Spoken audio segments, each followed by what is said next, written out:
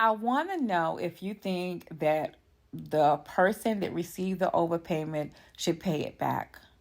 Because remember, Social Security is the only place that can actually calculate what your payment should be.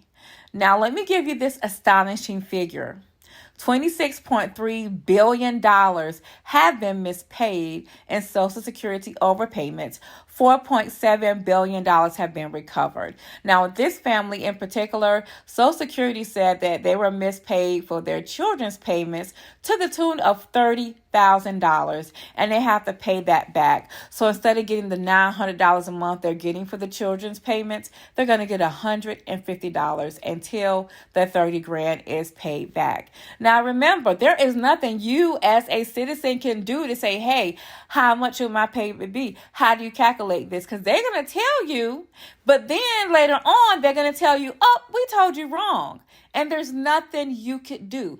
Also, they made a law that there is no statute of limitations. You guys, they're going after a woman that's over 40 years old for Social Security payments received when she was 14. The past 5 years 14. Tell me, how was that her or her parents' fault? It's hard to actually heal and get better when you're constantly having to revisit the worst day of your life. In 2018, Matt was shot between the eyes while on duty as a Covington police officer. Social Security payments for Matt and the kids, along with workers' compensation, are now a big part of the monthly budget. Kristen switched to teaching part-time. Then the Coopers received a letter from Social Security this year saying the Cooper children are being overpaid. Every decision that we made for our family was based on the benefits that we were supposed to receive. But now Social Security is demanding the Coopers repay $30,000 and is cutting the children's monthly payments from about $900 to just $150. You think you've grieved, and then situations like this come up, and it just brings back a level of anger and just a need to protect my family. The Coopers are not alone. We know based on agency audits that it's at least hundreds of thousands of people and maybe even millions in similar situations. We've talked to more than a dozen of them for this investigation. Lori Cochran is unable to work because multiple sclerosis limits use of her hands.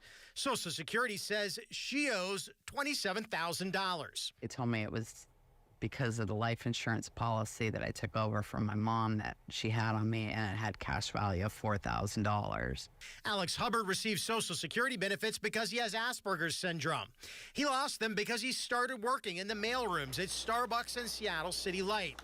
Social Security says he owes them $11,000. I don't have the money, unfortunately. I could not afford it. These two longtime Social Security workers and employee union leaders are speaking out. They say in recent years, the problem has gotten worse. What has changed is that we don't have enough people to do the work. Critically low staffing levels mean it can be several years before workers reassess people's cases and catch overpayments. The amount owed growing the whole time. We just don't have the staff to work overpayments or underpayments. The government's internal audit shows Americans are repaying about $4 to $5 billion in overpayments each year, but a whopping $21 billion remains unrecovered. Rebecca Vallis handled overpayment cases for years as an attorney with legal aid. She says even when the government makes the mistake, it still demands the money back. And the reality is you can do everything right and still get hit by a massive overpayment from Social Security. Channel 2 Action News first started reporting on these overpayments back in 2020.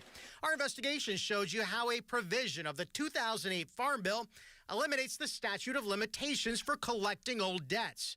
Ginger Snowden got a bill from Social Security that dates back 40 years. And I just kept saying over and over again, that I was 14 years old. Boston University professor Lawrence Kotlikoff says fighting one of these cases is extremely difficult.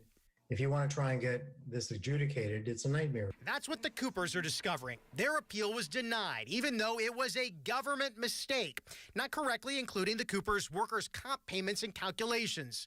A Social Security employee even told them to think about that $30,000 bill as a loan that has now come due. The system has definitely let us down, and we thought it was something that was going to help us in a time of need.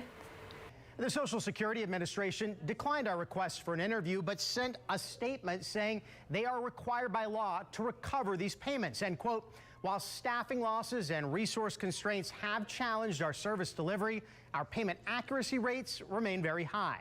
Families can appeal these decisions. After their appeal was rejected, the Coopers are now applying for a waiver.